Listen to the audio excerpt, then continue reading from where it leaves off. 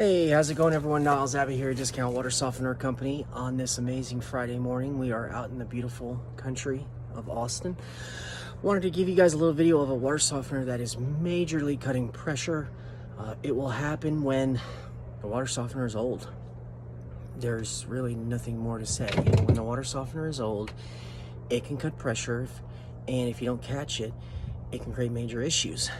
So this is the system we're working on. I put a piece of tape over the brand because they're no longer in business, but they were, we knew them. I don't want it to seem like I'm talking bad about anyone, but this is the system, and the resin inside we're gonna go ahead and replace. But here's the thing, for a lot of different reasons, we're just gonna swap out the tank with a new tank. But what's going on is, he called me and he said, when the water softener is in service, the pressure is incredibly low. And when I put it in bypass, which means you turn these clockwise so they form a line, pressure gets better. Clear cut that the resin needs to get changed.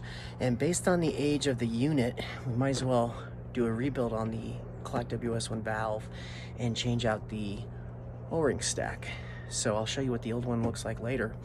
But if your water softener is cutting pressure, no matter what brand it is, hopefully there's a bypass behind the unit. Now here's the thing, if the pressure is low on one faucet but not the others, then a lot of times it's not the water softener. But if it's everywhere all the time, it usually is. So just wanted to give you guys that tidbit of information. Now you have to catch it, because if you don't, what will happen is that the resin, which I don't know if you can see down in there, that's that beautiful Canadian 10% resin. What happens is that resin turns to mush, and it cuts pressure, and it gets squeezed and pushed, and it leaves the tank and it goes inside the home, and it's thousands of dollars worth of repairs to flush out everything. It's not hard, but it's very time consuming.